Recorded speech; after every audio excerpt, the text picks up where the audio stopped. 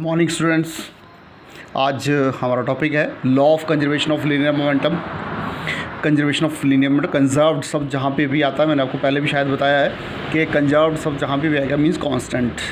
Conservation means constant. तो law of conservation of linear momentum कहाँ पे कांस्टेंट होता है, कब कांस्टेंट, इसका लॉ बताया गया है। इट स्टेट दैट, स्टेटमेंट है, इट स्टेट दैट, इसको स्टेटमेंट दी गई है। तो total linear momentum of system remains constant. ये बोलता है कि टोटल लीनियर मोमेंटम, पूरे सिस्टम का टोटल लीनियर मोमेंटम, टोटल होना चाहिए, नेट इसको बोलते हैं, वो कांस्टेंट होगा if the net external force act on the system is zero. अगर external force, total external force zero मानी जाए, या हम इसको दूसरे ढंग से बोल सकते हैं इजी वे में, it's said that if no external force act on the system, अगर कोई एक्सटर्नल फोर्स एक्ट नहीं करती है किसी सिस्टम में, तो total linear momentum of the system remains constant. ये ज़्यादा इजी है, तो इसका लीनियर मोमेंटम कांस्टेंट रहता है। आप इसको याद कर लें, इसके बजाय इसको याद करिए, या इसको, या जो आपको अच्छा लगेगा उसको आप दोनों में से किसी को भी लिख सकते हो, दोनों का मीनिंग सेम है। According to Newton second law, अब हमें पता है न्यूटन सेकंड लॉ क्या बोलता है, F is equal to the time rate of change of linear momentum is directly proportional to the force applied. ये है न्यूटन सेकंड लॉ। तो F is equal to D P is the linear momentum, तो P vectors upon dt। तो F is equal to, और P किसके बराबर होता है, P भी ध्यान रखना है, P is the momentum, linear momentum, और जो कि mv के बराबर होता है, याद रखें, मास इंटू वेलोसिटी होता है momentum. F is equal to D P upon D T. अगर ये कंडीशन है, if no external force act on the system, मतलब मीन्स अगर हम if F vector is equal to zero, अगर F जीरो मान के चलते हैं अकॉर्डिंग टू स्टेटमेंट, तो क्या होगा, यहाँ पे F जीरो हो जाएगा। जब F जीरो हो गया तो D P upon D T is equal to क्या आ जाएगा, जीरो। तो अब ये D P upon D T is equal to zero, तो P कांस्टेंट कैसे हो गया, तो यही चीज़ हमने यहाँ पे बतानी है कि D P vectors upon D T is equal to zero. इस जीरो को भी हम यहाँ से हटाना है, तो डी अपॉन डी टी की फॉर्म में इसको लेना है। तो D upon D T of P vectors is equal to, इसको अगर मैं ऐसे लिखूँ डी अपॉन डी टी की फॉर्म में, तो अगर D upon D T of any constant terms, अगर आप डिफ्रेंशिएशन का फॉर्मूला याद हो, तो differentiation of any constant terms हमेशा जीरो के बराबर होता है। अब ये डी अपॉन डी टी, और इसकी जगह लिख दिया मैंने कांस्टेंट, तो ये डी अपॉन डी टी भी बराबर है, तो P भी कांस्टेंट के बराबर होगा, तो P is equal to constant आ जाएगा, right. D upon D t, तो P कांस्टेंट, तो P is equal to constant के बराबर में हो जाएगा। यहाँ पे हम लिखेंगे P कांस्टेंट। अब इसको हम दूसरे ढंग से समझते हैं कि which is the law of conservation of linear momentum. अगर अब P कांस्टेंट का मतलब क्या हुआ, P कांस्टेंट का मतलब हुआ इनिशियल एंड फाइनल, मतलब P बराबर रहेगा, एक समान रहेगा।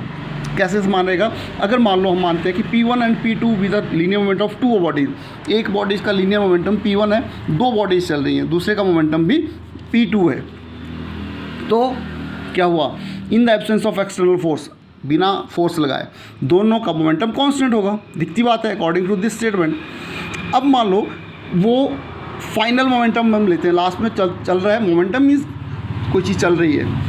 If P dash and P2 dash, P1 dash and P2 dash भी द फाइनल मोमेंटम, अगर उसका फाइनल मोमेंटम है तो क्या होगा, कांस्टेंट होने का मतलब इनिशियल मोमेंटम और फाइनल मोमेंटम आपस में इक्वल होंगे, तभी ये कांस्टेंट के बराबर होगा, राइट। अब इसकी वैल्यूज P मैंने आपको बताया अभी, P is equal to mv होता है, लेकिन U is the initial velocity, U को हम स्टैंड करती है इनिशियल, और V को स्टैंड करता है फाइनल, है वेलोसिटी ही दोनों, लेकिन इनिशियल और फाइनल होती हैं। तो ये इनिशियल वैल्यूज़ है, ये फाइनल वैल्यूज़। तो इनिशियल के लिए हमने लगाना है, मास तो वही रहेगा, लेकिन इनिशियल U1 ले लिया, और इसका इनिशियल वेलोसिटी U2 ले ली, U2 वेक्टर्स है ना, ये वेक्टर्स फॉर्म में। तो is equal to final velocity क्या हो जाएगी, इसी की, उसी ऑब्जेक्ट की V1 और V2, तो ये इसका मोमेंटम बन जाएगा। तो हम इसको इस ढंग से भी लिख सकते हैं। इसकी प्रैक्टिकल एप्लीकेशंस हैं या एग्जांपल्स बोलें कंजर्वेशन ऑफ लीनियर मोमेंटम के, बहुत इंपॉर्टेंट है और बहुत इजी है, बहुत समझने के लिए। अगर आप समझें इसको तो देखो क्या लिखा है, when the bullet is fired from the gun, एक डेली लाइफ से जुड़े हुए हैं। When the bullet is fired from the gun requires and give the kick in backward direction, means जब हम किसी बंदूक से गोली मारते हैं, गोली छोड़ते हैं, bullet is fired from the, bullet होगी गोली और गन हो गई बंदूक, तो किसी भी गन से हम बुलेट को फायर करते हैं, the gun requires, gun recoil होने का मतलब वो गन पीछे की तरफ धक्का मारती है, कंधे की तरफ धक्का मारती है, गोली आगे की तरफ जाती है लेकिन गन पीछे की तरफ धक्का मारती है, या हम बोले रिक्वायर्स पीछे की तरफ हटती है, या give the kick in the backward direction, वो बैकवर्ड डायरेक्शन में किक मारती है। अब इसको हमने एक्सप्रेशन में शो करना है, let M be the mass of the, जो बड़ी चीज़ है साइज़ में, उसको बड़ा लेना है, बड़े कैपिटल लेटर्स में लेना है, और जो छोटी चीज़ है उसको स्मॉल लेटर में लेना है। मान लो कि M be the mass of the gun, M capital M लिया है गन का मास और स्मॉल एम लिया है बुलेट का मास। शुरुआत में गन के अंदर गोली है, दोनों ही रेस्ट पोजीशन पे हैं। Initially both the gun and bullet are rest. On firing, जब फायर किया तो छोटी गोली की वेलोसिटी ज़्यादा भले ही होगी, लेकिन उसको हमने स्मॉल एम माना है, तो वेलोसिटी भी हमने स्मॉल में लेनी है। Let V with the velocity of the bullet and V capital V with the velocity of the gun, gun की वेलोसिटी हो गई। Then according to principle of conservation of linear momentum, ये वाला स्टार्टिंग में दोनों रेस्ट पे थे, रेस्ट में मीन्स इनिशियल वेलोसिटी उसकी जीरो थी, तो ये वाली वैल्यू जीरो हो जाएगी, ये वैल्यूज भी जीरो हो जाएगी, मीन्स दोनों वैल्यूज जीरो हो जाएंगी, तो ये आ जाएगा जीरो। और फाइनल मोमेंटम, टोटल मोमेंटम होता after firing, total momentum before firing is equal to total momentum after firing. After fire और बिफोर फायर लेंगे तो क्या हो गया, जीरो इगो बिफोर फायरिंग जीरो हो जाएगा, momentum is equal to after firing होगा। यह हो गया किसकी, गन का velocity, mass into velocity momentum, और ये हो गया बुलेट की मोमेंटम एम वी, ये कैपिटल एम वी और स्मॉल एम वी। तो यहाँ से हम वी निकालेंगे तो क्या होगा, जैसे कि यहाँ पे हमारे पास है zero is equal to capital M capital V plus small M small V. यहाँ से हमने वी कैपिटल निकालना है, तो क्या करो, इसको यहाँ पे ले आओ, पहले इस साइड को ले आएंगे तो आ जाएगा minus m v is equal to capital M capital V, V को यहीं रहने दो, एम यहाँ पे आ जाएगा, तो minus m v upon capital M. यहाँ हम इसको इस ढंग से लिखें कि v is equal to minus